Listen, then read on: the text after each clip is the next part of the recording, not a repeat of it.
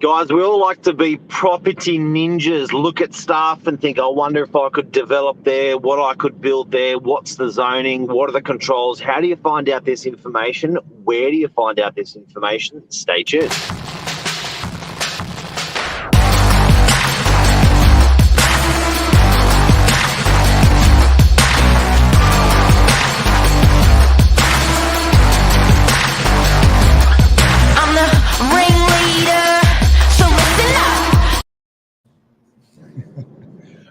Mark, good morning, sir. How are you today? Right, man. Yeah, it's wet again. Jesus Christ. It's wet, it's chilly, mate. It's freezing, but here we are. I still don't like it though. We're going to heat ourselves up. We're going to talk about property. We're going to talk about zoning today. Getting in the zone. Quite an interesting topic because I think a lot of people, property investors, developers, you're someone out there eagerly wanting to buy a property or even potentially lease a property, and you're trying to understand the zoning around what you can and can't do. And a lot of the time, no one's really going to tell you. It's up to you. You do your diligence, find out. If you can, you can. If you can't, bad luck. But you don't want to be stuck in the rut, especially when we're forking out a lot of money and we're looking at, setting yourself up and focusing on a project. Well, even on your own property, I think sometimes you can become romantic about what you can and can't do. Where do you start? Who do you speak with? But generally online, we always like to start our research, and we're going to give you some tips and tricks on where to go. Yep, fantastic. So let me just see if I can do this right this morning. I'm going to see about sharing, for instance, my screen. Give me a second.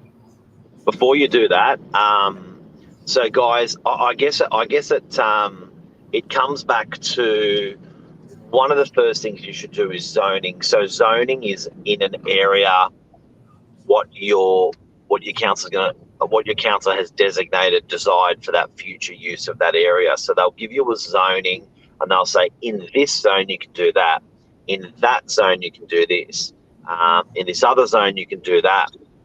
Now, if you look at most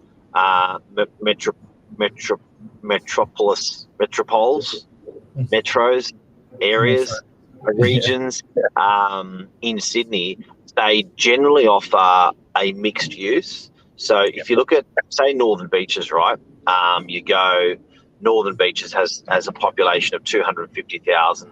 It has about 110,000 properties. Those properties have to service our community. There's hospitals, schools, shopping, industry, retail, medium density living, low density living, and high density living. This goes for most areas in Sydney, that you'll find that there'll be that eclectic mix of different zonings, but they all have to get along with each other. Yeah. So they all have to actually complement each other. And what I mean by that is you don't want to have your little house in the middle of an airport. And that's why planners and council and governments have desired zonings and characteristics for areas so they're planned well. Because when a suburb's not planned well, or when a city's not planned well, it is an absolute nightmare, and the livability is crap. So if them's the rules, then we have to, when we want to develop our property, we've got to stick within those guidelines.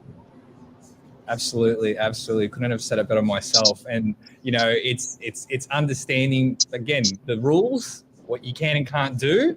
And I want to bring up, for example, one of the links that I think will really help people. And we've actually dabbled on this one before, e-planning spatial viewer. What's really great, I'm in there every day. Every single day I'm in there on this website, guys, as a real estate agent. It's a powerful tool.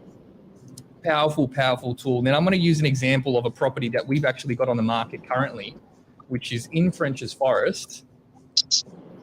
Now, this is 2A Russell Avenue. And what's great is, despite the fact I've only just put, the first couple of sentences in there, you can get a good broad view of different properties, different areas. But we're talking about French's Forest.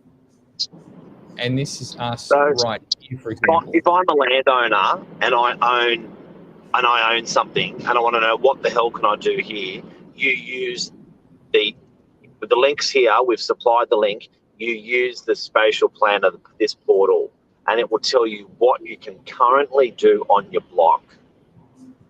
Yeah.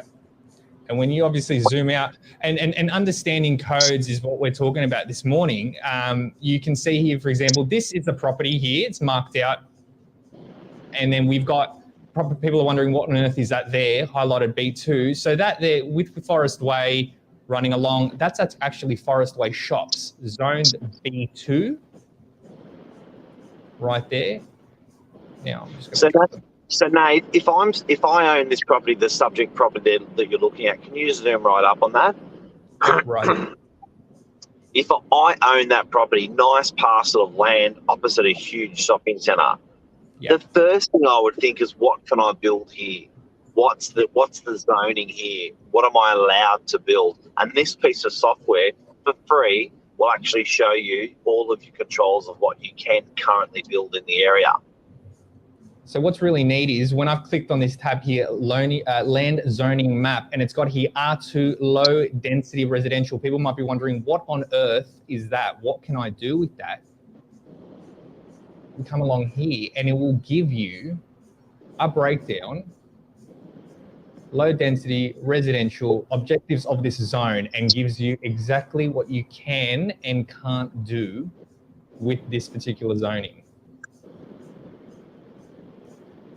Scrolling along, I might even zoom up as well, just a touch, so we can all provide housing needs of the community within a low density residential environment. And of course, obviously, we've got it permitted without consent, permitted with consent. All right, Nate, can we move quick through all this stuff? So that's spatial planning, that's zoning. One other thing I want to show you guys on that is, Nate, can you show us quickly before we go on here, the area, for example, what's the minimum lot size? What's the minimum block that I can do to develop this? Let's have a look here. Bear with me a second. So we've got an 8.5 metre height clearance here. Okay, everyone wants to know how high they can build their house or where they are. This piece of software is going to tell you, with your block of land, how high you can build where you are at the moment. So that's 8.5 metres from natural ground level. That's when you walk on the soil to the top of the roof. 8.5 metres is what you're allowed. Does it also have minimum lot size there, Nate? It does indeed, right underneath here. Lot size map, 600 metres square. Okay, so if your block is 1,300 metres squared and you're reading that it's a minimum lot size of 600 metres squared, that tells me I can do 2 blocks on that block of land. Pretty impressive software. Pretty impressive software right here. And this is free and easily accessible by absolutely anyone. And that link is... Great start. I'm come back here. Now, a question I wanted to ask you about zoning. Yep. Does zoning affect the value of the property, in your opinion? Absolutely. Yep. And I think you know, with if you can change it from one use to another use, that's when you're really making some good money. But I think zoning is a killer thing to find out for your area, and particularly, Nath, if your zoning is going to change. You asked a question off there about can you change your own zoning? Yeah, well, that was quite interesting for me, because obviously when you've got a site like this and you know you as a developer want for instance and it's just that singular lot, for example, you want to change something, you want to do something. Is it possible for you yourself? Can you go about doing all these things? And good luck. Good luck. Good luck. I think you're going against the forces of nature a little bit. I have seen it happen.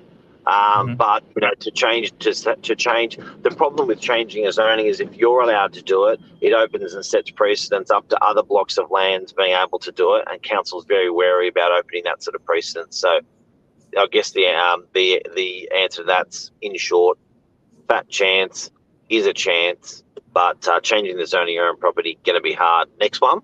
Done. If you can't change it, can it prove difficult for either a tenant going in, or for example in a commercial site, or a purchaser, like essentially using the zoning that you've got? I mean, we've discussed R2, for example, this morning. That potentially means you can go up another floor.